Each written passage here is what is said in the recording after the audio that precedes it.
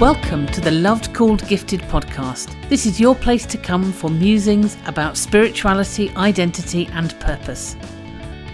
I'm your host, Catherine Cowell.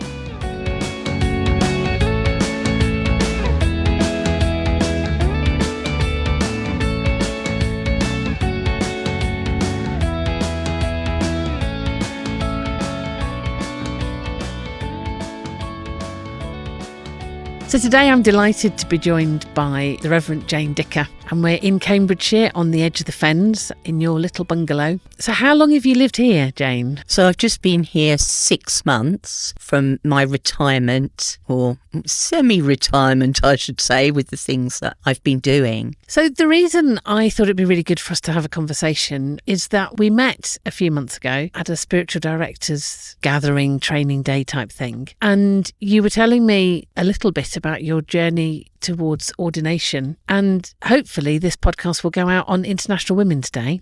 And we are now 30 years from when the first women were ordained as priests in the Church of England in England. So I thought it'd be really interesting to hear a little bit of your story. Well, I first felt called to be ordained when I was 13. And at that time, my parents lived in Hong Kong. So during holidays, when I went home, women's ministry was very much in the forefront. And most of the time, it would be a woman celebrating the Eucharist, which, of course, when I came back to this country, wasn't the case. And when I was 17, I then started investigating how I could be ordained.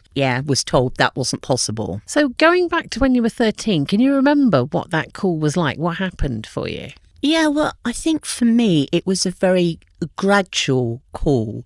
It came about in a very bizarre way, in that I had to do an extra option at school. And my father had the list, and he said, well, you could do tennis coaching. And being an idle beast, the thought of tennis coaching did not appeal at all. He said, or you could go to confirmation classes. And I said, confirmation classes, what's that? So then my father explained to me about confirmation classes and going along and learning about the faith. And I thought, that sounds an easy option. Just sit listening to a priest for an hour, happy days. So I signed up for confirmation classes. And it was through those classes that I realised that I actually cared very passionately about my Anglican faith. And some of the things that the priest was saying, I was arguing with him because I did not believe, such as that women could not be ordained, which he was very, very vehement on. So that was really the start for me. And so the journey progressed. And then when I was 17, I actually had a calling through the gospel. That sense of being chosen was then enforced through prayer and the Holy Spirit. Yeah. So was there a particular part of the Gospels that had touched you? Yes, it was in John's Gospel, and Jesus says, I have chosen you. You're not in that sense chosen me. I have chosen you, and I've chosen you to go out to bear fruit, and fruit that will last. And you felt very particularly that meant you in a particular way. Absolutely. Yeah. And Hong Kong, I think I'm right in saying that the first ordained Anglican woman was in Hong Kong. That's correct, yeah. Florence Li Tim-Oi. And that was 80 years ago, 25th of January this year, it was 80 years ago that she was ordained. Florence Li Tim-Oi, yeah. And my understanding of her story was that she was ordained and then she kind of rescinded it a bit. Yes, at the end of the war, because the reason why, and this has happened in quite a number of countries where women have been ordained, that there's been not enough men to cover, particularly the pastoral ministry, but also the Eucharistic ministry. And that was certainly the case in the war, that there just wasn't enough men. And so she was ordained to sort of fill that gap and help Bishop Hall out. Yeah, and then she stopped. And she then, I believe, she started up again. I know that more women were ordained in 1974 when I was out there. I was actually out there when Joyce and my namesake, Jane, were also ordained. in 1974 in Hong Kong. So they were a good 20 years ahead of us. Yeah, absolutely. So in your teenage years, you were going to Hong Kong, you were seeing women in ministry. Yeah. Which it's really important, isn't it? Being able to see people. Definitely. I found that the role models as well. And the fact that I was very lucky because I had expressed a desire to be ordained. The bishop would invite me to the clergy breakfast and things. I had an opportunity to talk with the women clergy. So I feel really blessed. And the Bishop of Hong Kong did say, oh, well, if they don't get on with it, Jane, you're always welcome to come back here and I'll ordain you, which was lovely. What happened next for you then? How old were you when you were going to clergy breakfasts and things in Hong Kong? Probably about 16, because it was when ASB came out in 1980. And I remember that I bought my ASB from the bookshop that they also had open there when the clergy breakfast was on. So I must have been about 16 when I was going. So for people who aren't up to date with Anglican lingo, the ASB was the alternative service book. Yes. Yeah, and that gives you kind of the prayers and things that Yes. people would say in the services, sort of the liturgy. I really liked it. Yes, I got one of those when I got confirmed, early 80s. I still got it at home in its box. Me too. I got mine. Yeah. So you got your alternative service book? Yes. Then after I left school, my father gave me some very wise advice and said, do not go and talk to them about ordination yet. You need to have a couple of years working in the world and get your degree and then go forward. So I did exactly that. I went out to work for 2 years. And then at the end of that, I went and did my theology degree. And during that time, I then started the process, and I had a very supportive church I was attending in Fulham, All Saints Fulham, and the clergy there was so kind and helpful. So yes, I can remember going along to bishops' advisors panels and all this sort of thing for selection. And then before I did my finals, I had my ACAM, as it was, which is a selection conference. I had that on my 23rd birthday. And then I went through and went to Lincoln Theological College for 2 years and then started my curacy. So it went on like that.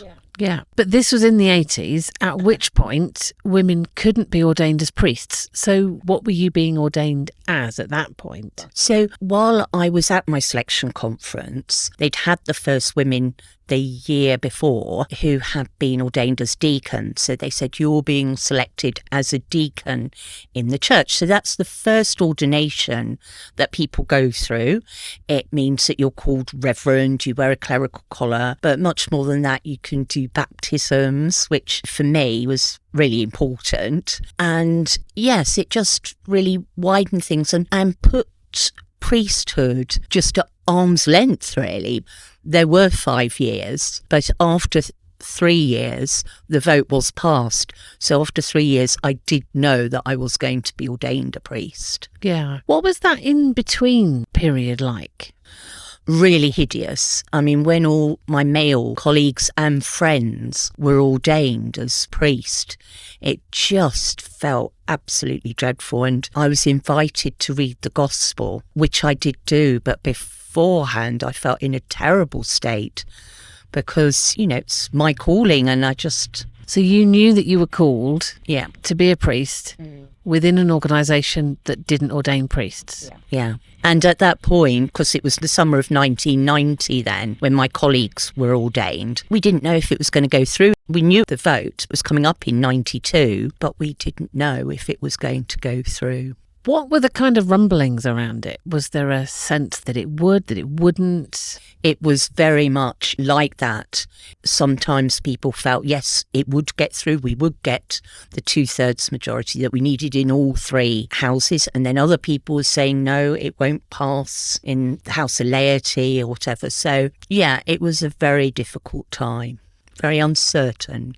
Yeah, I don't remember the ins and outs of that, but obviously you were right in the middle of it. Yeah. I'm wondering whether, as these things happen, whether there was quite a backlash of people being fairly definitive about the fact that they didn't think it should happen, and whether you found yourself kind of caught up in that. Yes, there were. Sometimes you would go to a place on retreat or on pilgrimage or whatever, and then you would find people who could be extremely unpleasant.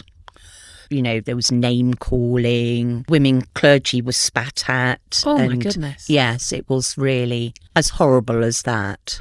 So where did you get spat at? Well, I wasn't spat at. I was called names, and there were a few incidents that I had. But I do know of women clergy who were spat at. Gosh. Yeah. So these were deacons? Yes, because of them being visible in wearing a clerical collar, which quite rightly, then that meant that people were immediately, it was like a red rag to a bull to certain people. Yeah. And for some of those women who were older than you, presumably some of them had been waiting for this for a very long time. And there was a lot of talk about whether women over 70 were going to be allowed to be ordained or not, because some of the bishops were saying things like, well, it's not a reward for long service, it's about being able to fulfill a ministry. And so there was that sort of talk that was around. But in the end, most of the women were ordained.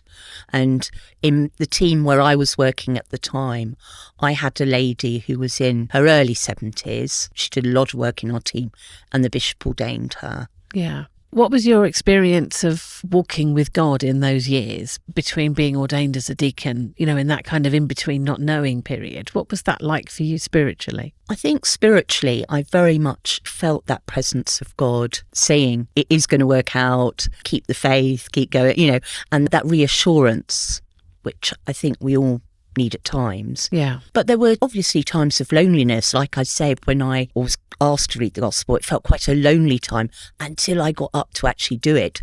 And then when I read the gospel, it felt a God-filled moment. Yeah, so that was reading the gospel at the ordination of people who you'd studied with, and they were allowed to go for ordination and you weren't. Yeah. So I can imagine why that would have been a really difficult moment and quite a dilemma as to whether you decide to do it or not. Yes, it was. I thought I'd be able to do it. And then when I got into the vestry, I just felt so enormously sad. And the bishop of the time was very, very kind and said, if you can't do it, don't worry. Nobody will know. Yes, your colleagues did ask for you to do this. They wanted you to do it. But if you can't be that visible sign at this moment, don't worry. But I did find that inner strength to do it. And I am pleased that I did, for their sakes as well. So they were wanting to make a stand that you were part of them and you needed to be part of this service. And they felt angry and sad and all the other emotions, that I couldn't be ordained with them. It put a mark on their ordination, really. Yeah, yeah. And then the vote happened in 1994? 1992. Ah, okay. So it happened in November the 11th, very auspicious day in 1992. And there's a picture up there on my wall of myself outside Church House wonderful. As it was announced.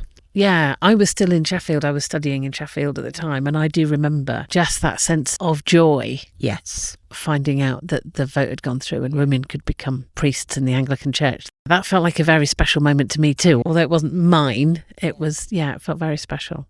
It was huge, and as the picture will show from outside General Synod, there were men and women waiting together, and you can see the joy on everybody's face that it had gone through. Yeah. I'm imagining there were possibly also people waiting, hoping it wouldn't go through. I think they more or less kept to a different part to us. Yeah. So you weren't aware of that at the time, no? No. But I knew that there would be people in the house in General Synod who would be feeling let down and all the other things that it had gone through. That was quite a moment. Quite a lot of people found that very, very difficult, didn't they? And there were a lot of vicars who chose to leave the Church of England at that point. Yeah, for a price. Okay. Well, many of them left and they were given £30,000. Oh, my goodness. Yeah. And of course, in a way, you could say they're leaving their career, sort of like an exit thing, and providing for them and their families, because a lot of them would be married. So both sides needed to be cared for. Yeah, that sounds like quite a big caring for. Particularly in 1994 or whenever, yeah. Yes, yeah, that's more than a year's salary, isn't it? Yes. Well, in those days, yeah, when I when I started out, my stipend was extremely low. So, yes. Yeah. And then quite a number of those men then joined the Roman Catholic Church. Yes, they did. Some of them became lay people, but some of them did go on to be priests and bishops, of course. And then there were quite a lot of churches that became part of what was called the Forward in Faith movement. Yes. They wanted to remain, but they didn't want to be part of. I'm not quite sure what the technicalities of what they didn't want to be part of. Right. So they didn't want, in that respect, bishops taking part really in their services or having that sort of oversight who were ordaining women. So that's why they had an alternative episcopal oversight. Yes. So I remember they had what were called flying bishops. Yes. Which sounds more exciting than it actually was. Provincial visitors or whatever they then became does not sound as good as a flying bishop. I like that idea. Yes, yeah. So tell me about what priesthood means to you. What is the ministry that you sense you are called to? How does that work out in practice? Well, for me, my ministry is very much centred around the Eucharist. That's really important to me as a priest, and being able to nourish and feed the people of God in word and sacrament. So for those people who don't know the word Eucharist. Yes. So Eucharist means thanksgiving, but it is where we celebrate Holy Communion with the bread and the wine. Yeah. So all the things like teaching the faith, pastoral care, spirituality, helping people to develop and grow in their spirituality, and the liturgy of the church, that works well. I don't know if people may have seen the midnight mass that was on the television from Portsmouth Cathedral, but that is a real example of good liturgy and men and women celebrating that liturgy together. I thoroughly enjoyed that. So yes, they're the things that I really value. I'm not a great administrator or any of those things, I'm afraid. So helping people in the faith to develop their spirituality and sharing the bread and the wine, communion. So where did you end up ministering? So I started off in Southwark Diocese and I was a curate at St James Merton. I was there for 4 years to do my curacy. A lovely group of people, very kind-hearted, very much in the Anglican Catholic tradition, but welcoming to women. And obviously I was a woman deacon the whole time I was with them. And then I moved on to have a post of responsibility, and I looked after a church in Devon in a village called Littleham. Had a lovely church school, and I was also part-time chaplain to the University of Plymouth, looking after students at Roll College, as it was then. And I really found a thirst for being with students and encouraging them and helping them in their faith and in their working life and studies and all the things they go through. So it was then that I felt that God was calling me to work full-time in university chaplaincy. And so I went up to Lincoln Diocese and was chaplain to further and higher education in Grimsby, which is actually a lovely place to live. People think because of the name Grim, but it isn't. It is gorgeous. And I had an FE college, further education, and a higher education university, and a sixth form college. So real spread, 30,000 students and staff. And we became, the FE college, one of the first 3 to have a worship room, which was open to all faiths. Which is very important with a student and staff body which is so diverse. And then I moved from there to Rochester Diocese, and I was chaplain again to Art College, University of Greenwich, which was at Medway. I was a honorary priest vicar at the cathedral, which is a great experience. I loved cathedral worship. When I lived in Hong Kong, we worshipped at St John's Cathedral, and so going to Rochester was like going back to my roots. So I really enjoyed that. And it was while I was there that I established my link with West Malling Abbey.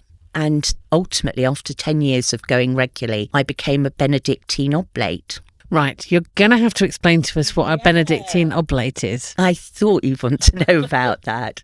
Well, it's a person who is living out in the community, but also living out the rule of St. Benedict, of which there are 73 chapters, which we're encouraged to read and go through each year, and also to say the offices, morning and evening prayer, and any others, because there are all the little offices that occur in between, like Compline, that I'm certain a lot of people will have heard of, which is in the evening, and then you have Terce, which is in the morning, and so it goes on. So it was a fantastic day. I'll be celebrating 10 years, March the 2nd, since I became an oblate. And the sisters are incredible. They do marvellous work, the most important work of all, which is prayer. So what drew you towards the Benedictine philosophy in the first place? I think one of the big things that a Benedictine life teaches you is about stability.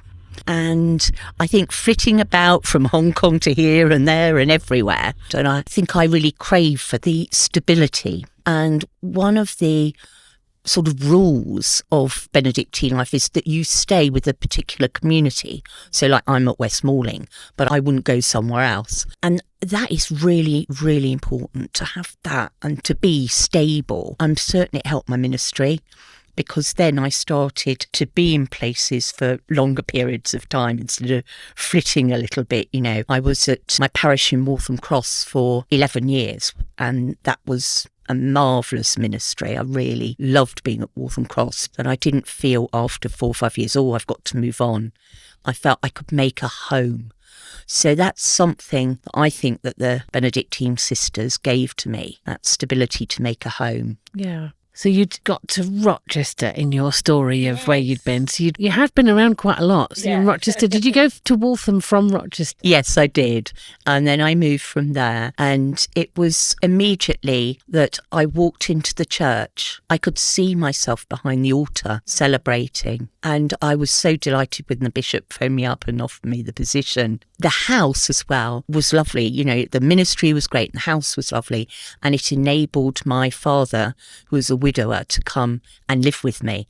And so he had the last 10 years of his life with me, which was also tremendous. Because ministry is about encapsulating all people. So you love your parishioners, but you still have your family who you love and are important to you. Yeah. So of all the places that you've been and you've ministered, what do you think was your favourite? Oh, well, in parish ministry, sorry everybody, I have got to say Waltham Cross. Yeah. But I loved all the places where I served. I was in West Bromwich before I moved here, and I had 7 years with them, and they were lovely people. As I say, all my curacy church and everything was excellent. So I think I've been very blessed to have such great people. Yeah. Looking back, I wonder if there are particular moments when you sense that God was working through you with particular people? Yes. I mean, there are. It's very difficult because obviously they're quite private moments. But if I talk in general terms, I think supporting people in bereavement, you quite often feel the third party, which of course is God, there with you and the bereaved person. I think also at confirmations, one of the most special moments in my life was when my father was confirmed. And I really felt that presence of God so much, and my joy to be able to present him as well. So those sorts of occasions, seeing the children in the schools achieving or understanding about the faith. And I've still got a little picture that a little girl drew when she was 6, and she'd drawn herself in clerical clothes. And she said, when I leave school, I'm going to be like Mother Jane. And here she was dressed all like that. And she'd given it to me. And they're really special moments in your ministry. And you think, oh, Lord, you are here. You are making that difference. So if somebody was to ask you what it is that women bring to ministry that they weren't allowed to bring before, what difference do you think it has made to the ministry of the church to have women as well as men doing it? That's quite a difficult question, because I think we bring things as human beings, men and women alike, and we all have different qualities. They vary so much, don't they? I'll talk about it in my terms of what I feel that I've been able to bring. And that has been an open heart, a listening ear, and a willingness to try and move the church forward whilst listening to the people who are in the church. Because after all, it's their church. I used to say to people, after I've gone, you'll still be here. And so that's really important that people own it as their home. Benedictine thing again, you see the stability. Yeah. That is their home, their church. And now, kind of looking back, how do you think your faith is different now to what it was when you were ordained? Does it feel like it's entirely the same? Are there ways in which things have shifted and grown? I mean, it's grown enormously and in different ways. Some of it has been through learning and knowing more about the faith. A lot of it has been through experience. So meeting people and Christ talking through them. Other ways it's been about compassion, I think. Being with people and alongside them in some of their worst moments and seeing their faith shine through. So it's all sorts of different ways, I think, that my faith has grown. And how has your image of God changed over the years? Oh, I think that's a big one, because my image of God is probably much softer than it was when I was a young person. Much softer, that sort of kindness and loving father, mother. I think for me, that really shines through more than anything else. We tend to put so many things onto God and make him so much harder than he is. It's our way, it's our human way of laws, rules, regulations that cause the issues rather than God. Mm. What do you think has contributed to that shift for you, to seeing God as softer and kinder than you used to? Obviously through prayer, and again through meeting people and seeing that shine through them, because I do believe God is, in each and every one of us, and that we're given the lens to be able to see different aspects of God from people as he wants us to know about things. And likewise, myself, yourself, that will be true. I'm wondering if there's anything else it feels important to talk about. So I am writing a book at the moment about my experiences in ministry, because there's quite a lot out there that the men have written, and I don't see so much that the women have written. I think that's very important to talk about our particular journeys. So it's going to be called The Misadventures of Mother Jane. I wanted to get it finished this year because of it being such an important year, the 30th anniversary of women priests, and I will have been ordained 35 years in July, and I really want to get it out this year. But there are quite a number of other things that are happening in my life which may prevent it. So watch this space really for that one. So are there particular misadventures that you've wanted to talk about? Oh dear. I mean, particularly in my early days, some of the things that you do because you just don't know, or you make a mistake. I quite like the Fred Seacombe books, and one of the books is entitled How Green Is My Curate? And that is entirely true, because, when you are a curate, you don't know. And it's been my great pleasure that I've been able to walk alongside curates myself and to help them in my ministry, mostly women, but I have had one or two men I've walked alongside and helped them in their journey. And it's very, very easy to get it wrong. And sometimes big style, but you have to read the book to find out about those sorts of adventures. Shamelessly plugging. And not giving anything away. So it'll be called The Misadventures of Mother Jane. Right. We'll have to look out for that. Definitely. Thank you very much. That's been really interesting. Oh, thank you. Hope you enjoyed this episode of the Loved Called Gifted podcast. If you'd like to get in touch, you can email lovedcalledgifted@gmail.com. You can find a transcript of this podcast at lovedcalledgifted.com, and that's also the place to go if you're interested in the Loved Called Gifted course, or if you'd like to find out about spiritual direction or coaching. Thank you for listening.